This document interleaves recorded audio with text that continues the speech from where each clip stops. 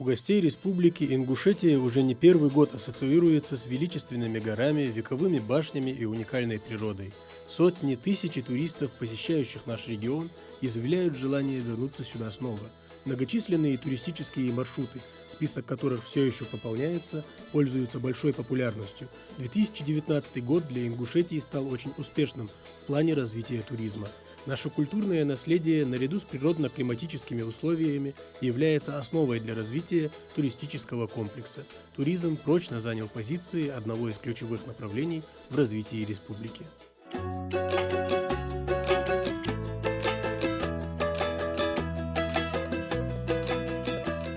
Увидеть эту красоту приезжают многочисленные группы туристов со всего мира. К примеру, очень часто Ингушетию стали посещать гости из Китая.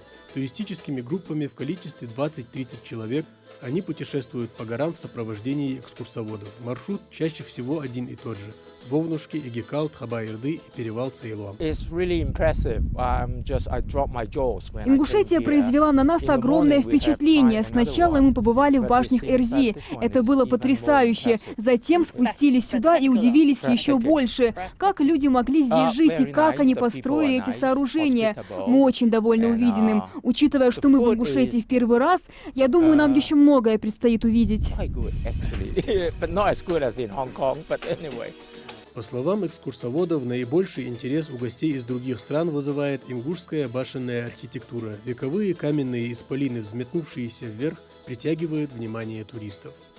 Вчера буквально мы побывали не только на Эрзи, мы побывали и на Фуртокские водопады, на Ляжгинский водопад.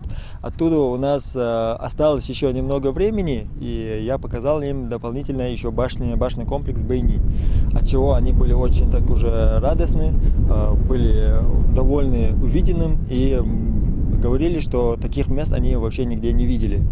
И в последующем они сказали, что вот этот башенный комплекс тоже мы включили такой туристический маршрут. И отныне они уже планируют дополнительно приезжать в нашу республику и с дополнительными новыми туристами. Что касается неизведанного, то недавно туристы и местные жители начали осваивать новый маршрут под названием Экочажинский водопад. Сегодня он крупнейший в Ингушетии, его высота 37 метров, ширина 7. Расположен в живописном ущелье, которое тянется вдоль лесистых склонов и холмов. В рамках развития экотуризма, который был отмечен как один из приоритетных в ходе послания президента России Федеральному собранию, республика будет продолжать эффективно создавать так называемые народные экотропы, которые существовали здесь во времена Советского Союза. Уже к 2024 году власти республики собираются разработать 18 туристических маршрутов и создать молодежный экоцентр на базе заповедника Эрзи в Джейрахском районе. Сейчас проложены специальные тропы для туристов с проблемами дыхания. В регион уже завезли около 40 лошадей для конных прогулок.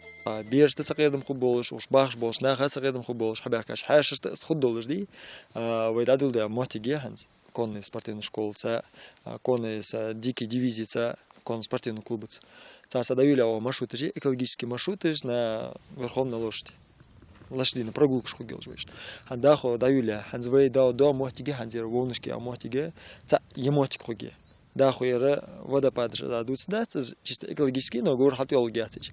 Даху малё мотиге шкой хосу, гор стада, чаква голыш, перевал хатва голыш, даху хах гор хах хужуасак. За последние годы приобрели свою стабильную популярность всесезонный горнолыжный курорт Арымхи, туристические программы «Чайный экспресс», «Экспресс-Кавказ», спортивные события «Битва в горах» и «Битва нартов».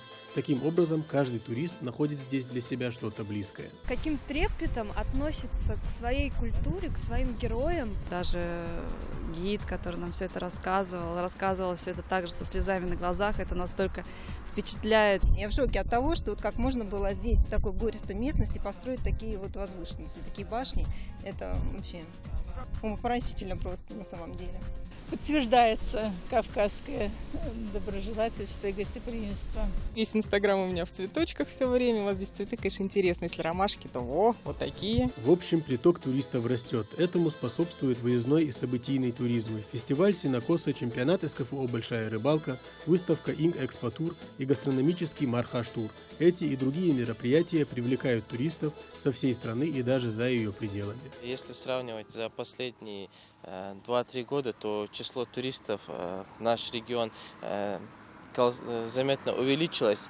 Если в цифрах, если, например, позапрошлом году число туристов достигало где-то более 50 тысяч туристов, то на сегодняшний день эта цифра достигает больше 150 тысяч.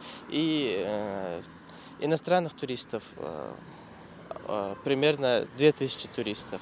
А зимой в горах Ингушетии можно также прокатиться на сноуборде или лыжах. 1200 метров заснеженной трассы для искушенных поклонников зимнего вида спорта и 200 метров для любителей, которые только начинают привыкать ко всем резким поворотам и трамплинам. Горнолыжному курорту Арамхи, как говорится, все лыжники покорны. Но и это еще не все. В Ингушетии будет развиваться и совершенно новое для региона направление – медицинский туризм. Так, в регионе до конца 2021 года планируется строительство санаторно-курортного кластера Ачулуки. На источниках в сельском поселении Средней Ачулуки этап уже прошел утверждение. И сейчас начато строительство сопутствующей инфраструктуры. А что из себя будет представлять вообще комплекс? Комплекс будет направлен на медицинский туризм, на популяризацию медицинского туризма. Это будет санаторный комплекс на 300 койко-мест, направленный на ряд определенных медицинских направлений для оздоровительного туризма и в целом для отдыха. Даже после того, как летний туристический сезон завершится, в горной Ингушетии есть немало троп, которые вызывают интерес у туристов. Суровый горный ветер не останавливает путешественников, да и башенные комплексы на фоне осенней природы особенно колоритны и завораживают. Так, в самый разгар осени специалисты Комитета по туризму Ингушетии обновили туристический маршрут к древнему языческому храму Магой-Эрды. На пути к храму первой встречается сторожевая башня Магой-Джел. Вот это самая красивая башня, которая находится между двумя скалами, между двумя камнями. А вот эту башню построили чисто для обороны и для защиты сигнальной, для сигнала о надвигающемся приятеле, о враге. И она очень хорошо, красиво вписывается в окружающий ландшафт. Основную часть маршрута к храму можно проехать на машине, но самый интересный и захватывающий отрезок дороги придется преодолеть пешком, начиная от башен Салги. Вокруг этого ущелья комплекс находятся другие башенные комплексы. Это такие как Гу, Ханикал, Маготи, как раз куда мы следуем. С той стороны запада у нас находится Бялган, боевая башня. Отсюда ведется начало род Салкхоевых, как раз по названию которой пошло название ущелья. И примечательно здесь боевая башня, которая неплохо сохранилась, если так сравнивать. К сожалению, мы видим, что машикули почти уже утеряны. Живописные пейзажи, желтеющие листва под ногами, величественные деревья. Здесь царит тишина и уединенность. И о редком присутствии человека в этих местах говорят лишь указатели, висящие на деревьях. Указатели были установлены примерно 2 месяца вот так уже.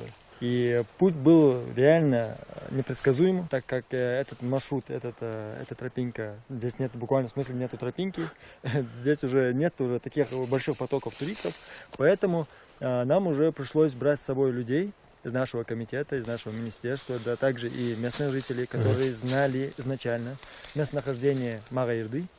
И из их слов мы пытались, целый день ушло уже на то, чтобы найти этот храм. Мы все-таки умудрились, у нас это получилось. И для нас это был уже большой опыт. Большинство туристов при посещении лесистой части горной Ингушетии думают, что им могут встретиться дикие животные. Это особо не туристическое место, как мы заметили уже, да? Да. Поэтому здесь большинство с вами бродят наши друзья-медведи, волки. Ну и мы с вами. Медведь, когда он чувствует, человек он набегает. Поэтому наши медведи, видите, вот столько у нас фруктов, боярышника, малины, барбариса. Им есть чем питаться помимо человеченки, да? Питаться, да, поэтому нам не надо волноваться, и туристам тем более. И у них вот из-за того, что очень большой такой рацион, хорошие корма, у них лоснящаяся шкура прям буквально. Самое примечательное при прохождении маршрута Магой-Эрды – это здоровая экологическая обстановка и идеальное санитарное состояние здешних мест. Нет фантиков или выброшенных бутылок. Нашим комитетом проводится большая работа по благоустройству. И вот недавно благоустроили вот этот маршрут, как видите, у нас находятся здесь знаки, специально все его сделали. И так как у нас, опять же, комитет снова воссоздан, будем проводить вдвойне, втройне вот эту работу. При выходе на гребень горы остается пройти несколько сотен метров. Храм Магу-Эрды находится на труднодоступной с одной стороны скале. Относительно датировки все еще ведутся расследования. Храм был построен, согласно преданиям, на рубеже 13-14 века. А также, опять же, есть некоторые ученые, которые говорят, что храм был христианским. И так же, как и башня, которая здесь находится, Маготи, она имеет сходство с башней Бялган, которая находится чуть дальше на запад, и которая по стилю напоминает грузинские башни. То есть это значит, что получается, что Маго был как раз родом либо с Грузии, либо дальше на юг. При посещении храма Магу-Эрды туристы, разумеется, не придают сакрального значения этому сооружению. Из-за того, что храм находится в труднодоступном месте, его практически не коснулась печать времени.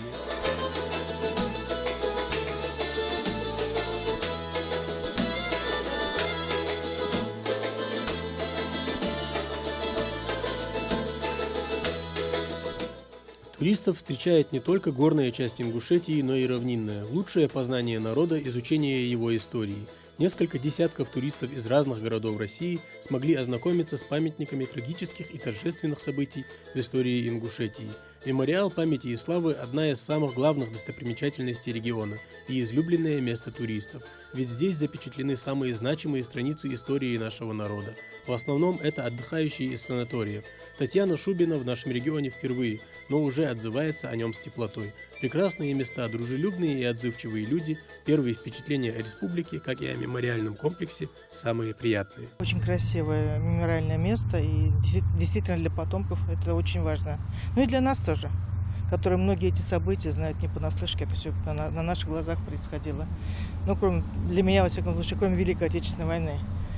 Чернобыль и все остальные события – это события нашей истории, нашей жизни, которую мы прожили вместе большой страной. Мне очень сильно понравилось. Это такая архитектура, это такой труд, наверное, долгих лет создать. Как нам уже экскурсовод сказал, что до этого на этом месте просто был пустырь. И, как говорится, грубо говоря, с нуля вот этого создать, это вообще это очень красиво. И все-таки почтить память – это очень, должен каждый.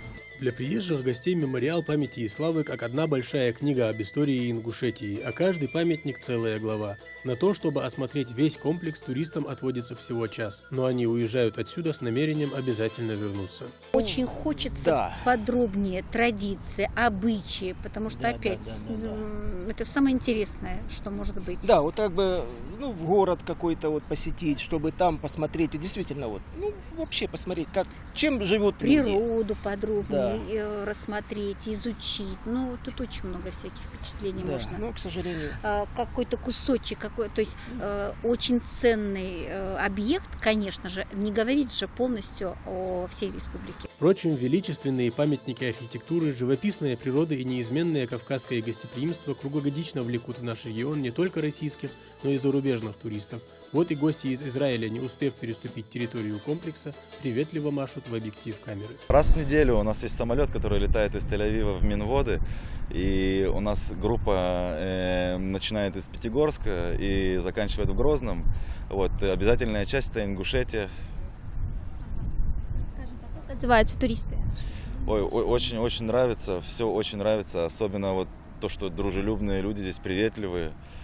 И у нас вообще цель привести сюда чем больше людей. У нас примерно 2 миллиона мы хотим привести в год. Открываем еще рейсы. После экскурсии памятники для туристов приобретают свой необычный смысл. Появляется желание не просто любоваться достопримечательностями, но и с большим интересом изучать их.